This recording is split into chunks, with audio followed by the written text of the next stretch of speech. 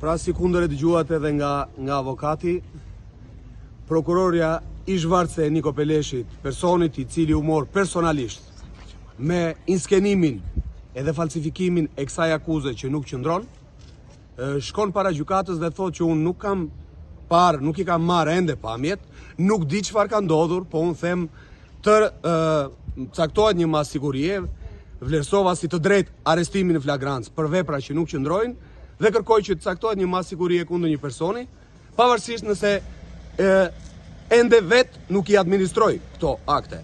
Mua më vjen keq që gjyqtarja, cilës as emrin nuk ja kujtoj tani, po s'ka rëndësi, u bë pjesë e kësaj maskarade politike dhe e këtij inskenimi politik. Sigurisht kuptohet pse. Ju e dëgjuat besoj dje kryeministrin Rama në Devoll, erdhi për t'i kërkuar votën devollinëve, foli 1 orë ca dhe nuk përmendi absolutisht as edhe një gjë se çfarë ka bërë për Devollin dhe Devollin.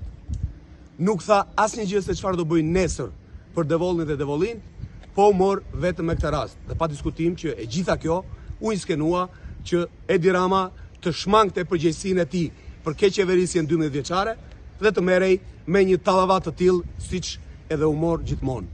A unë e pyes prokuroren, po dhe gjyqtaren, ama justifikojnë dot pse me urdhër të drejtorit policisë, dhe këtë ka pranuar prokurorja në sallën e gjyqit, drejtori policisë delegoi që kjo çështje të punohej nga punonjësit e policisë në Korçë, ndërkohë që ka kompetencë territoriale komisariati i Devollit.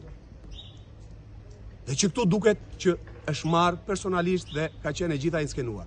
Megjithatë, unë e kuptoj, drejtori policisë, Niko Peleshi, janë eunuk të pa burr, të cilit marrin urdhra dhe zbatojnë urdhra të verbër nga shefi i tyre Edi Rama.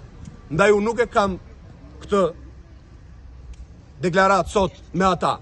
Atyre do të ja përgjigjet ligjërisht ashtu siç i takon. Kjo çështje sapo ka filluar. Kanë marrë në qafë një punonjës policie që ka firmosur shkresat mbi këtë akt akuzë. Me urdhër. Dhe ata e din mirë. E ftoja të djalë të shkoj, se më thonë që është djalë i ri, nuk e njoh.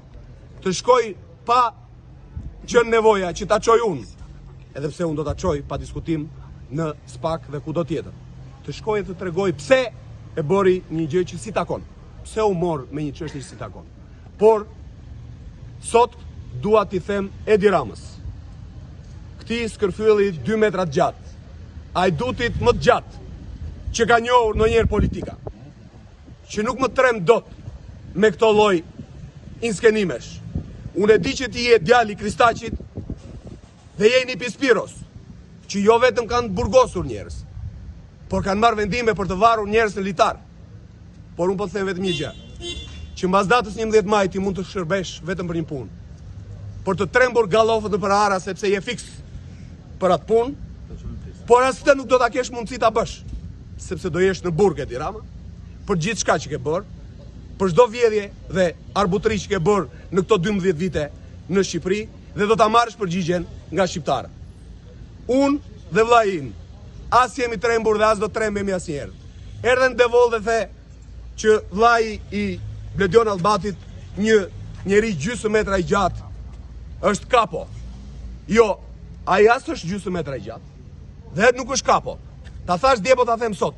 Është kapedan. Sepse pret dhe përcjell këdo devolli dhe qytetar dhe ndihmon me çfarë mundet. Ndërkohë që vllai jo 2 metrosh dihet botërisht i akuzuar nga agjencitë ndërkombëtare të inteligjencës si krye mafiozi, si krye narkotrafikanti i kokainës në Shqipëri. E pra vllai im dhe vllai jot kanë një ndryshmëri shumë të madhe. Ashtu siç unë dhe ti ndryshojmë shumë. Dhe ti je një frikacak e boracak. Unë dhe vllai im nuk kemi si ti. Do ta marrësh përgjigjen nga unë dhe nga vllai im dhe nga qytetarët e Devollit mbas datës 11 maj. Faleminderit.